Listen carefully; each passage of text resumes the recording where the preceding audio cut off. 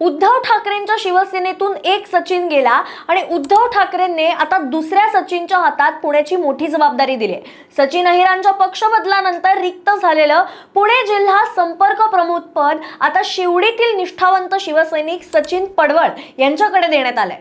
पण ही केवळ एक नियुक्ती आहे का की 2029च्या निवडणुकांसाठी उद्धव ठाकरे हे आत्तापासूनच नव्याने टीम तयार करतायत? पुणे जिल्ह्यात तब्बल 21 विधानसभा मतदारसंघ आहेत। बारामती सारखा राजकीय दृष्ट्या महत्त्वाचा भाग आहे आणि त्या संपूर्ण संघटनेची जबाबदारी आता मुंबईतल्या एका नेत्याकडे आहे। आणि इथे आणखीन एक इंटरेस्टिंग गोष्ट आहे पहा, ठाकरे गटात असा पॅटर्न आपल्याला आधी पण दिसला होता की धाराशिव मध्ये एक निंबाळकर गेल्यानंतर दुसऱ्या निंबाळकरांकडे जबाबदारी देण्यात आली होती आणि आता दिसतंय की एक सचिन गेल्यानंतर दुसऱ्या सचिनकडेच पुण्याची मोठी जबाबदारी देण्यात आली आहे। नेमका हा बदल का करण्यात आलाय आणि सचिन पडवळ कोण आहेत आणि सचिन अहिर गेल्यानंतर ठाकरेंच्या शिवसेनेची पुढची रणनीती काय आहे? नमस्कार, मी अनुष्का आणि उद्धव ठाकरेंची ही चाल आणि तिचे राजकीय पडसाद काय असतील हेच आता मी तुम्हाला सांगणार आहे। पण सुरू करण्याआधी आमच्या चॅनलला नवीन आला असाल तर सबस्क्राइब करा आणि माझा व्हिडिओ आवडला तर लाईक, शेअर, कमेंट करायला विसरू नका। महाराष्ट्राच्या राजकारणात सध्या निवडणुका जवळ नसल्या तरी राजकीय पक्षांनी पुढच्या लढाईची तयारी ही आत्तापासूनच सुरू केली आणि त्याचाच एक मोठा संकेत आता उद्धव ठाकरे यांच्या शिवसेनेकडून मिळताना दिसतोय। शिवसेना उद्धव बाळासाहेब ठाकरे पक्षाने पुणे जिल्ह्याच्या संघटनेत एक महत्त्वाचा बदल केलाय। पुणे जिल्हा संपर्क प्रमुख पदाची जबाबदारी आता सचिन पडवळ यांच्याकडे सोपवण्यात आली। सचिन पडवळ हे शिवडी परिसरातील शिवसेनेचे माजी नगरसेवक असून पक्षातील त्यांची निष्ठावंत कार्यकर्ते म्हणून अशी ओळख आहे। शिवसेनेत फूट पडल्यानंतरही ते उद्धव ठाकरे यांच्या सोबतच राहिले। पण या नियुक्तीची चर्चा एवढी का होते माहितीये? कारण याआधी पुणे जिल्ह्याची ही महत्त्वाची जबाबदारी होती सचिन अहिर यांच्याकडे। सचिन अहिर हे उद्धव ठाकरे यांचे अतिशय निकटवर्तीय मानले जायचे। त्यांना ठाकरे गटात एक महत्त्वाच्या जबाबदाऱ्या देण्यात आल्या होत्या। मात्र सचिन अहिर यांनी आता एकनाथ शिंदे यांच्या शिवसेनेत प्रवेश केलाय आणि त्यांच्या जाण्यानंतर पुणे जिल्ह्यातील संघटनेची मोठी जबाबदारी ही खूप वेळ रिक्त राहिली। आता उद्धव ठाकरेने त्याच जागेची सचिन पडवळ यांच्यासाठी निवड केलेली आहे। म्हणजेच एक सचिन गेला आणि त्यानंतर संघटनेची धुरा आता दुसऱ्या सचिनकडे देण्यात आली। पण इथेच एक इंटरेस्टिंग राजकीय योगायोग पाहायला मिळतो, कारण ठाकरे गटात या आधीही असंच काहीसं घडलेलं दिसलं।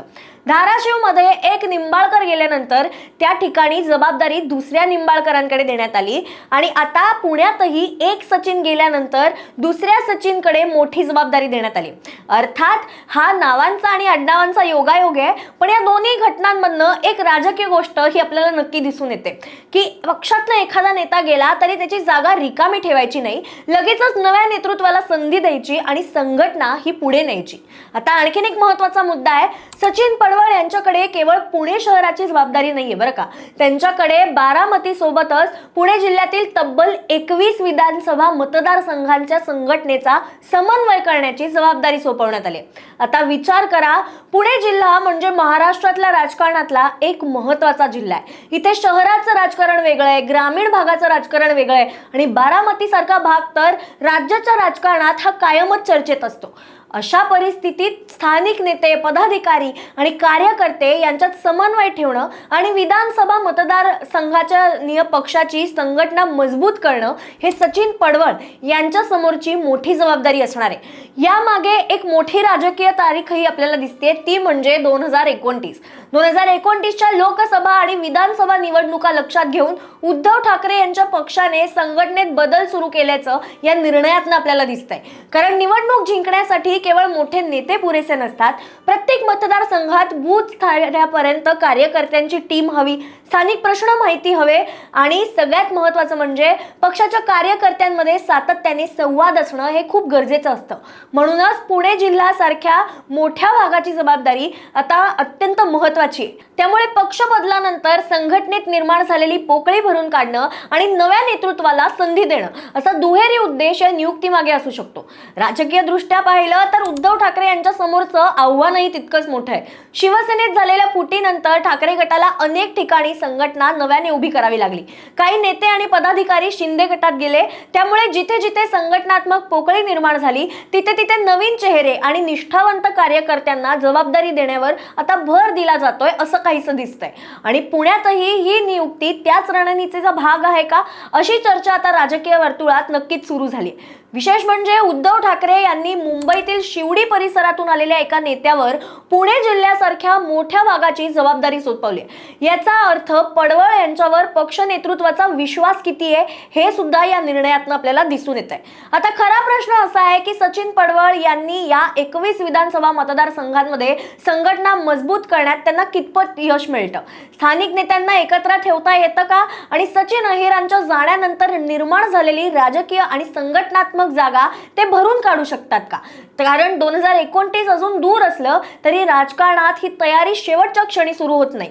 निवडणूक येण्याआधीच मैदान तयार केलं जातं आणि उद्धव ठाकरे यांच्या या निर्णयाकडे पाहिलं तर एक गोष्ट स्पष्ट दिसते की ठाकरे गट आता केवळ पक्ष सोडून गेलेल्या नेत्यांची चर्चा करत बसण्यापेक्षा रिक्त जागा भरून नवी टीम बांधण्याचा प्रयत्न करताना दिसतोय। एक नेता गेला पण त्याची जागा लगेचच नव्या नेतृत्वाने देऊन संघटनेला पुढे नेण्याचा संदेश ठाकरे गटाने दिलाय। आणि आता या सगळ्यात इंटरेस्टिंग योगायोग म्हणजे धाराशिव मध्ये एक निंबाळकर गेले तर दुसऱ्या निंबाळकरांकडे जबाबदारी, आणि आता पुण्यात एक सचिन गेला तर दुसऱ्या सचिनकडे संघटनेची धुरा देण्यात आली आहे। हा केवळ योगायोग आहे की पक्षातील रिक्त जागा लगेच भरून काढण्यासाठी ठाकरेंची ठरलेली रणनीती, यावरही राज्यात आता चर्चा सुरू होऊच शकते।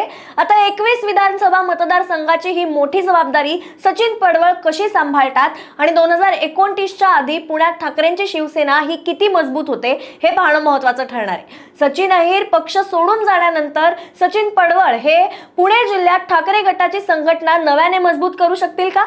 तुम्हाला याबाबत काय वाटतं आम्हाला कमेंटमध्ये नक्की सांगा आणि अशाच राजकीय विश्लेषणांसाठी पाहत रहा प्राईम टाइम महाराष्ट्र।